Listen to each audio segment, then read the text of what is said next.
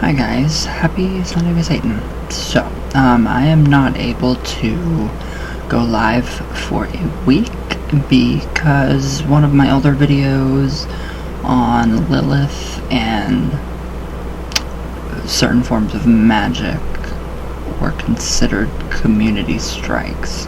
So I won't be live for 7 days, but I can still upload, I hope. So, the Watchers. How did your guys' solstice go? Are you still celebrating? Are you still going with the whole 12 days of Yule? I hope so. It was just beautiful. It was just, seriously just beautiful. Last night I just, a little black candle, said the blessing for the wheel to turn and, you know, evils burn and may the sun return, all that good stuff. It was just so beautiful. It was so simple and it was just amazing. And I really think it was just, you know, contemplating on the darkness and, you know, the balance of light and, you know, the interplay of opposites and just everything. It was really, really very special for just a simple 2 seconds, well, probably about 20 minutes of, you know, meditation and, you know, just thinking about, you know, what I'm grateful for and everything that I have. So very grateful for everything that I have. But it was wonderful. It was beautiful. And yeah, that's all I have to say about that. So now we have the Watchers, though. So, alright, now the Watchers, or the Gregorio, whatever, are ancient angelic beings associated with stellar lore that watch over witches. Alright, so I don't dig astrology. Especially in spells and all this stuff. I don't care. I don't care about the moon phase. Well, full moons, yeah, of course. New moons, yeah. But I don't care about what planets and what sign and what planets and retrograde. I don't care about all that. So it just doesn't matter to me anymore. But, alright, so, yeah, they are sometimes, you know, envisioned as the watchtowers of the witch's circle, but not all the time. So this is traditional witchcraft. So this is completely different than, you know, Wicca or anything else. Now, in the stellar cults of Mesopotamia, there were 4 stars known as lords or watchers. So each of these stars ruled over a cardinal point of the compass. So, circa 3000 BCE, Aldebaran was the star of the vernal equinox and was the watcher of the east. Regulus, the star of the summer solstice, was the watcher of the south. Antares was the star of the autumn equinox and was the watcher of the west. So finally, Fomalhaut was the star of the winter solstice and watcher of the north. So we have that for the winter solstice. I like it. I just like it, I do. Alright, where'd I go? So, 7-stepped pyramid towers were constructed, bearing symbols of each of these 4 stars and times of year. So these ziggurats formed the first instance of the watchtowers. So, yeah. Don't know where that came from. So the Watchers are echoed in 4 winds of the ancient Greeks, and in the 4 archangels of Christian belief. We have Michael, fire; Gabriel, water; Raphael, air; and Uriel, earth. So, however, the Watchers are, you know, also mentioned in the fallen angels, as fallen angels in the Book of Enoch. So these Watchers are said to have instructed the daughters of men in certain magical arts. So the usual associations are as follows.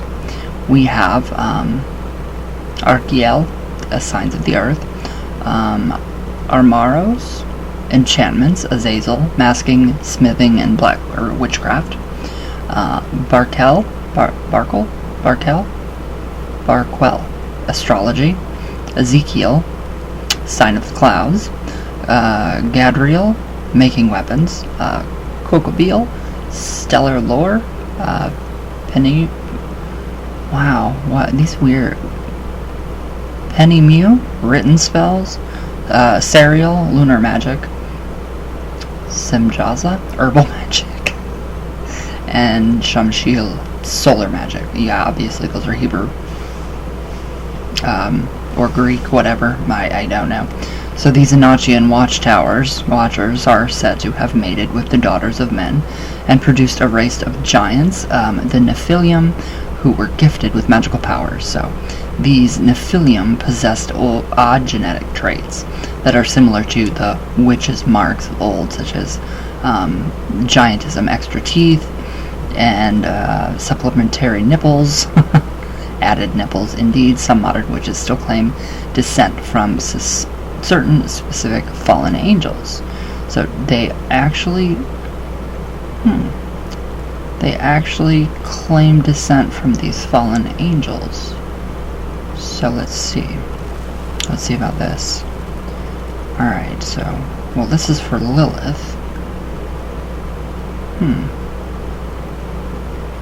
Okay, so we went to the Watchers.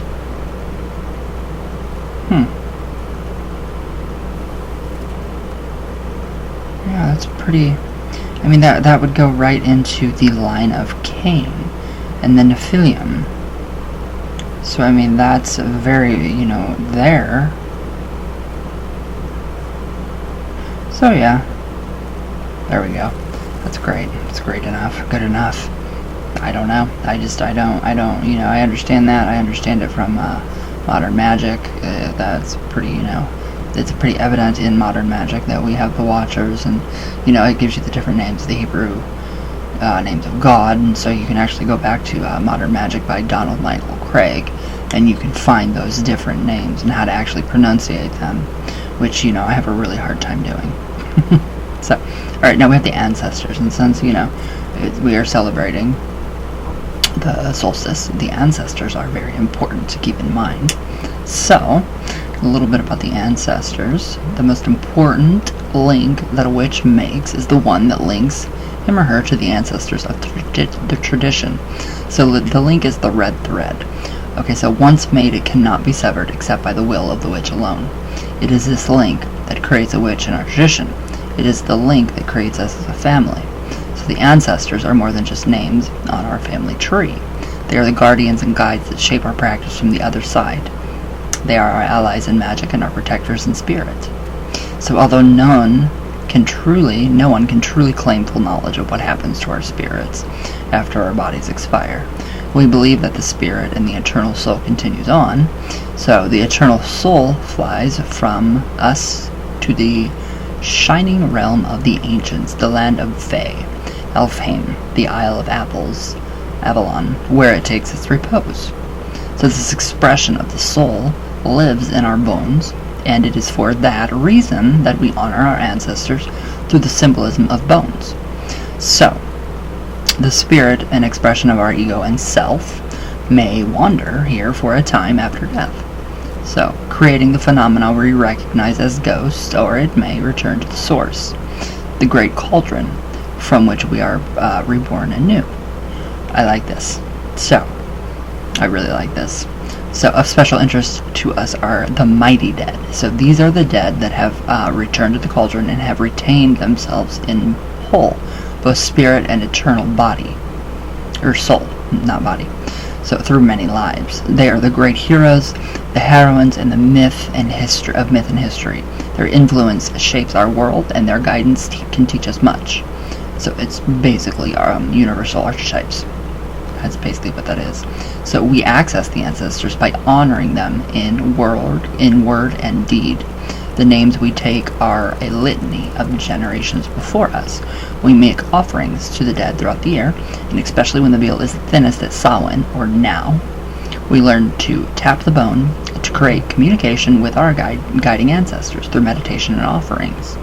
I like this. So the ancestors are honored at the center of the compass for our rites, by the skull placed at the foot of the stang. So I really, really, really like that. I just think it's amazing. So, I mean... Alright, so, well, what did I want to go over? I wanted to go over something. So I just think it's really, really cool. The Cauldron. I mean, the Cauldron that was pretty interesting. So, let's see if I can actually find... Yeah, I don't know if I can find the Cauldron one. Yeah, I can't. Not right now, anyway. Maybe. No, I can't. Not right now. I'll have to go back one and see if I can get to the Cauldron. I can't get to the Cauldron. Do not know where the Cauldron went. Where'd it go? Where did you go? Yeah, I don't understand. Wait a minute. No. I still don't have the cauldron. Well, that's weird. I saw the cauldron. Was this right before Lilith? Let me see. Okay, the cauldron. Yes, alright, so. Okay. So this is about the cauldron and what it represents and how it, yes, how you go back to the universal cauldron and, yeah. So, alright, more than the broom or even the sting, the cauldron is the classic witch's tool. So in classical Greece, we find stories of the witch Medea, who brewed the elixir of life and death in her cauldron. So across Europe, among the Celtic peoples, are a tale of Cetawin, whose potion of Awen was simmered in her own cauldron for a year and a day, and Bran, whose cauldron who would regenerate fallen heroes. There we go. The cauldron of Daga, also featured in the Celtic myths. His cauldron poured forth endless food and wealth. It is echoed today in the tales of Baba Yaga and Strega Nonna, both of whom have special cookpots that are never exhausted of food, provided that the correct magical phrases are uttered over them. So even Shakespeare's infamous three witches from his play Macbeth, very good, are seen to gather around a cauldron and chant their nefarious rune. So, round about the cauldron go, in the poisoned entrails throw, toad that under cold stone days and nights has 31. Sweltered venom, sleeping got, boiled off first in the charmed pot. Double of toil and trouble, fire burn and cauldron bubble. Fillet of fenny snake, in the cauldron boil and bake. Where does that sound familiar from? The bubble and toil challenge in Sabrina. Exactly what she said. It's interesting. I like it. So that's Act 4. Or Act 4, Scene 1 of Macbeth. And there's so much magic within that play. It's just incredible. I love it. So Robert Cochrane, I love him, writes on the two words that do not fit in the cauldron, as a mystery of the craft. The answer to this riddle is be still. So, for within the cauldron lies all motion, all potential, and all things. It cannot hold stillness, but this too is a mystery. So the cauldron is used not just for the brewing of potions, but also for a vessel for scrying in liquid or flame. So to accomplish this, we must find stillness within the cauldron by quieting our minds, true meditation. So the cauldron is also very similar to the Holy Grail of legend, so we must never seek it and its mysteries, for in it lies true communion with the gods, and deep healing of our souls. So, who does the Grail serve?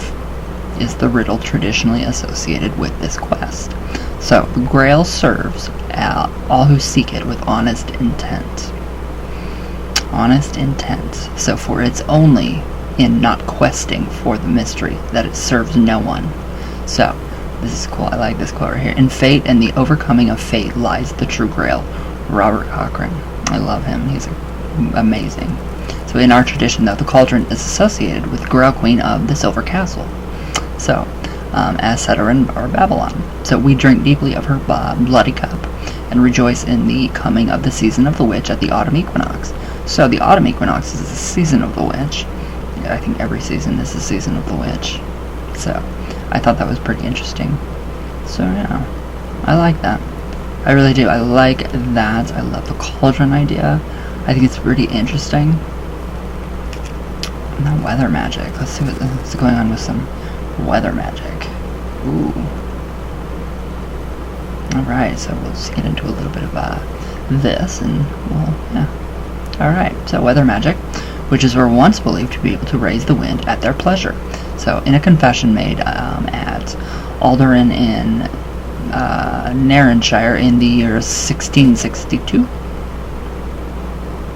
where'd I go? Certain women accused of sorcery said, "When we raise the wind, we take a rag of cloth and wet it in water, and we take a beetle and knock the rag on a stone, and we say thrice over, I knock this rag upon this stone to raise the wind in the devil's name.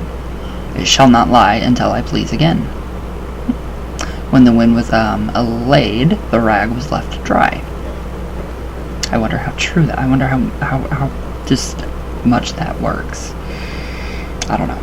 I don't want rain though. So to whistle. In Scotland, sailors and fishermen would buy a piece of rag with 3 knots within it, from witches who were said to tie up the winds to fill their sails. So the winds were released by untying the knots as follows. The first knot produced a wind to fill their sails, the second a strong wind, and the third creating a tempest or storm. So other examples of making the rain include tossing a flint stone over one's left shoulder or sprinkling water with a broom. The water with the broom, yeah, I've tried that. Didn't work. So to whistle up the wind. So like attracts like. So as you focus your breath, so you can use it to whistle up the wind. Focus your energy and inhale. Infuse the inhaled air with your energy in a command. Now whistle. As you do, command the wind to blow as you are forcing the air from your mouth. The sharpness and tone and length of the whistle will denote the type of wind you are summoning. So for example, a short, sharp, and loud whistle will bring a gust. So the wind may also be controlled by the use of an old magical phrase, Shagara Galat. Shagara Galat. Shagara Galat. Shagara Galat.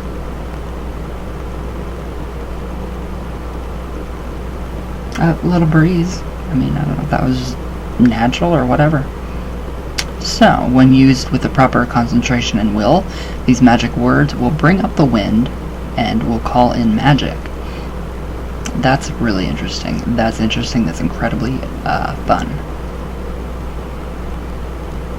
Also, if you take a hagstone and you put a red thread through it and swing it around and around at the top of a hill, there you go.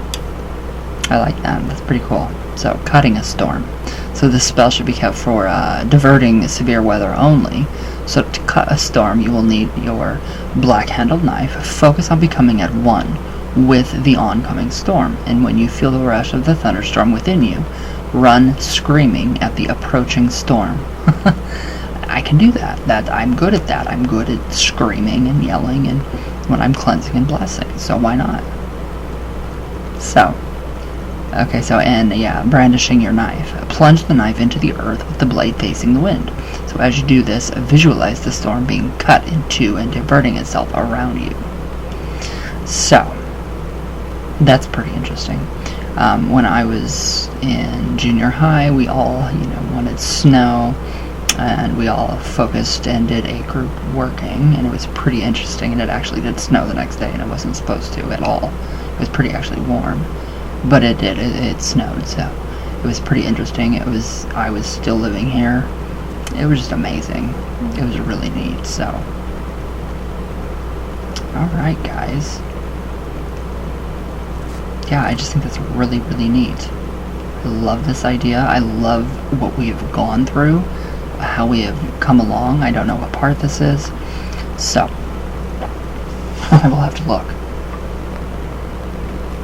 Hopefully I can upload this. I really, really hope I can. So, but yeah, I will probably just be going live on my public page for the readings. So yes, but all right, guys. I hope you guys enjoy. I hope this uploads. So, I will see you guys in a week on the live. So let's see, next Saturday.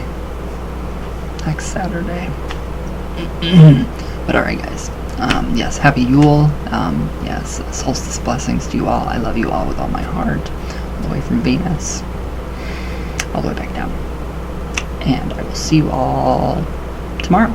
So, I love you all, and everybody have a good day, and thank you guys for watching.